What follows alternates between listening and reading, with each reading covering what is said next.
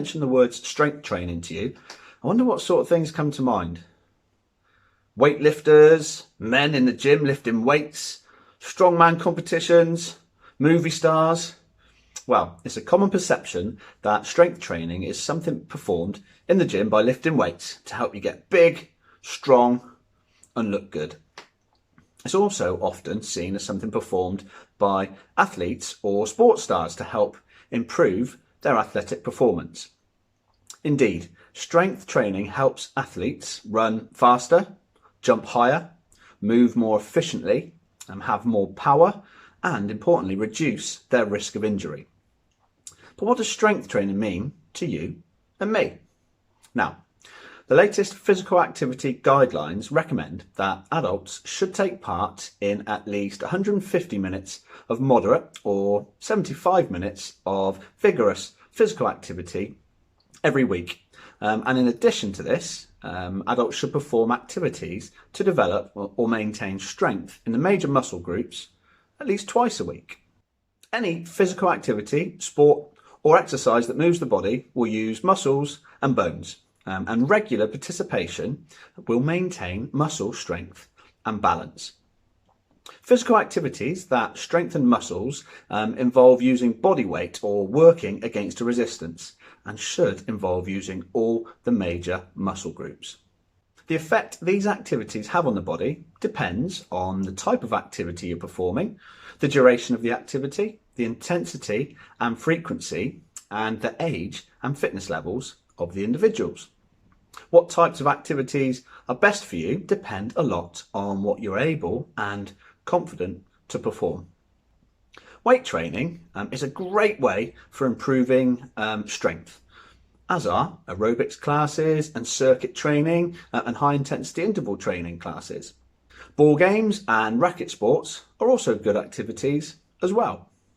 Yoga, Tai Chi and Pilates are good low intensity activities that are very, very popular.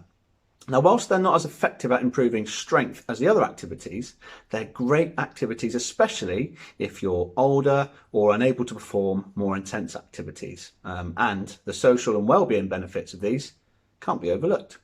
Interestingly, walking, one of the most popular forms of physical activity that's cheap, convenient, and something you can do on your own or with friends, has been found to have a low effect at improving strength. Nordic walking, however, is really effective for improving strength, as it works all the major muscle groups in the body, and the use of poles encourages a resistance to push against, which improves strength. So, don't have to just lift weights to improve your strength. There are lots of different options available. So why is strength important? Being strong, fit, and moving with balance and agility were critical skills for our hunter-gatherer ancestors. These were the ultimate functional abilities developed via the early everyday challenges of survival. Now, generally, muscle strength, bone strength, and balance ability increases in childhood, peaks in early adulthood, and declines as we get older. This rate of decline is mostly affected by changes to our lifestyle. As we get older, we tend to be less physically active, either through choice or certain life events that can lead to prolonged periods of inactivity, such as unexpected accidents or pregnancy in women. And we also tend to eat and drink more as we get older as well. Obesity has a part to play in muscle strength and function as well. Obese individuals show reduced muscle strength, particularly in their lower body. In fact, loss of muscle strength is actually the main limiting factor for functional independence, rather than lack of aerobic physical activity. This reduction in muscle strength can play a harmful role in injuries sustained from everyday activities such as getting up from a chair, walking speed, climbing the stairs, and the ability to maintain our balance if we trip. Our bones stop growing between the age of 20 and 40 years, and the strength of our bones begins to decline from around the age of 30. In fact, after the age of 40, bone mass declines at a rate of 0.5 to 1% each year. This is actually accelerated in women for 5 to 10 years after the menopause, due to the decrease in the levels of the sex hormone estrogen, which protects the female skeleton from excessive bone degeneration.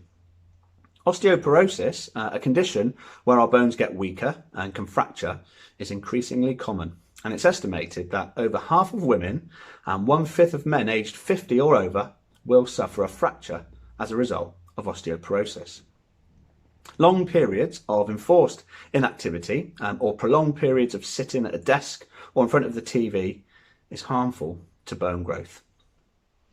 Bone requires a variety of weight-bearing and muscle-loading activities to remain strong and healthy. What are the health benefits of strength training? Well, physical inactivity increases the risk of type 2 diabetes, cardiovascular disease, various forms of cancer, dementia and depression, and increases the buildup of fat around our body and our organs. Strength training releases protective proteins into the circulatory system during exercise, which mediate metabolic and physiological responses in the body. Increased energy expenditure from strength training can lead to a reduction in both abdominal fat and, importantly, visceral fat around our internal organs. Strength training also improves how well our muscles function, which helps reduce blood glucose levels and can improve symptoms of type 2 diabetes. Strength training has also been found to reduce treatment side effects in cancer patients. Other benefits of strength training include a reduction in anxiety and depression.